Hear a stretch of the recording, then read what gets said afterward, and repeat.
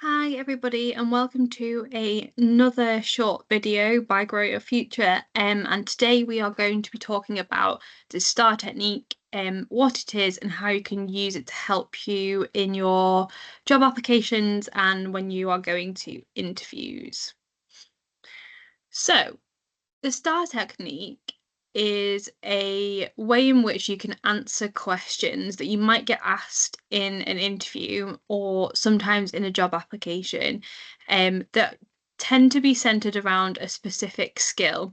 Now, these are often called competency-based questions, and they will ask you about a competency. So, for example, communication, teamwork, problem solving, the core employability skills. There's lots of them, and the STAR technique is a really good way of addressing these competency-based questions that you might get asked. So on the screen is a couple of examples of what that might look like. So you might get asked in an interview, tell me about a time when you have worked as part of a team in order to achieve a goal. Or you might get asked, what do you do when you have had to show problem solving skills? So these are the sort of ways in which interviewers, recruiters, employers might structure a question that's looking at a particular competency. So how can the STAR technique help you with answering these questions? Now, it's not sufficient to say that you just have relevant experience. So if you were asked a question like describe about a time when you've worked as part of a team in order to achieve a goal, it's not just sufficient to say that you have got that experience. You need to be showing evidence and giving examples, and graduate employers will expect this. So they're very familiar with the STAR technique. Some will mention it in their application vacancy on the advert. Some of them will also talk about it when they invite you to the interview. So it does help you to break down the examples that you're going to give. So you might have an example in mind, but you might not really know how to go about breaking it down. And the STAR technique will help you do that. So what it stands for is situation, task, action, and result. And we're going to talk through each of those in a little bit more detail. So as it says, STAR technique is a simple technique to help you structure your answer. So we've broken it down into what the percentages might look like, just to give you that context on how much you need to focus on each of these sections.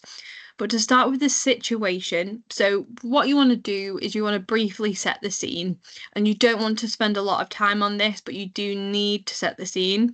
So tell them, if you're given an example about maybe for the teamwork example, if you're given an example of working on a project for a module, maybe having to do a presentation as part of a group, then set that scene.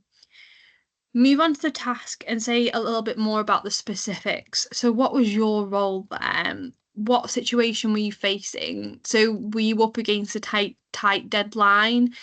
Were you leading on the project? Were you just a team member that had a particular role to play?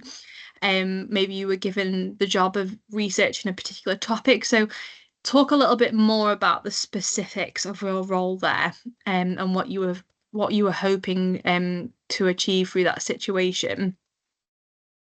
So again, another 10 to 15% there of the answer. So really those two first sections, you don't want to be spending more than 30% of your answer on that.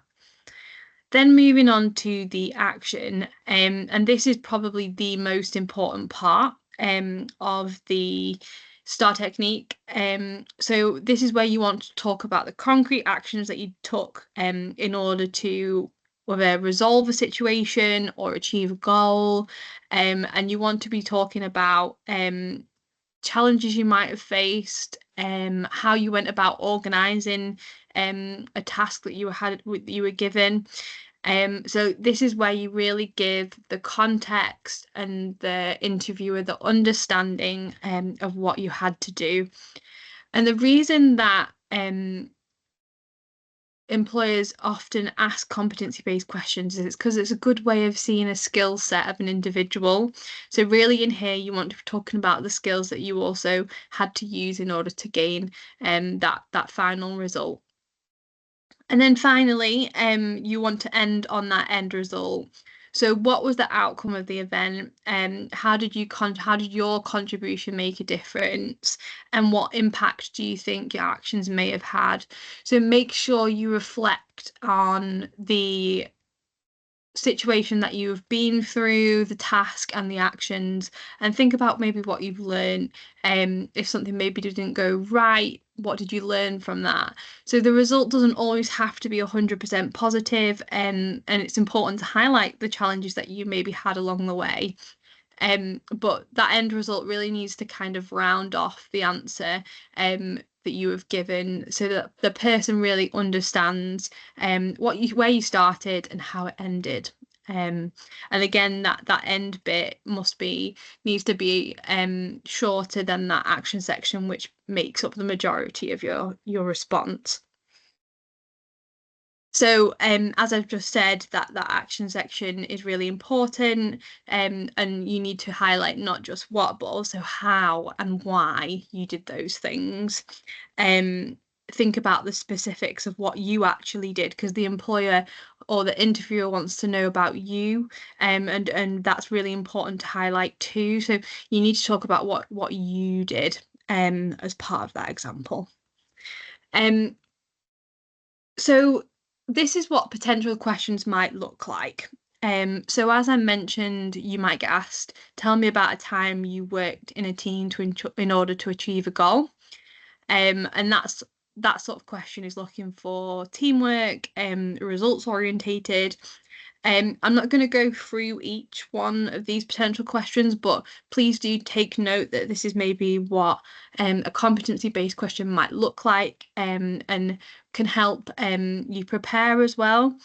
So it's important to note that to a certain extent, you can use the job advert and the job description and the person specification to maybe look at what skills they're looking for.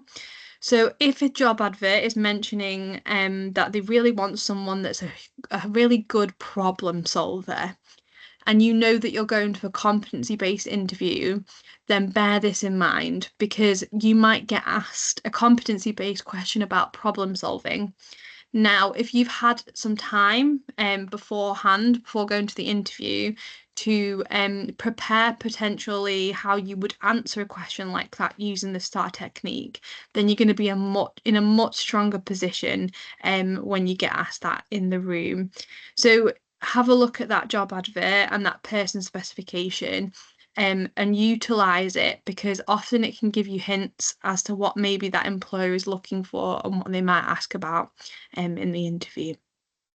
Now, the STAR technique can feel quite overwhelming. There's not always, it can be different for everyone. Sometimes it can be quite complicated to get your head round. So please do reach out. If you want me to explain it in a different way, please do book an appointment with me through Careers Connect. And that goes for obviously other members of the team available to talk about anything careers related. But if you've listened to this video today and you want some more information on the STAR technique, you've got an interview coming up that you would like to prepare for with a member of the team, we're always here to help, so please do get in touch.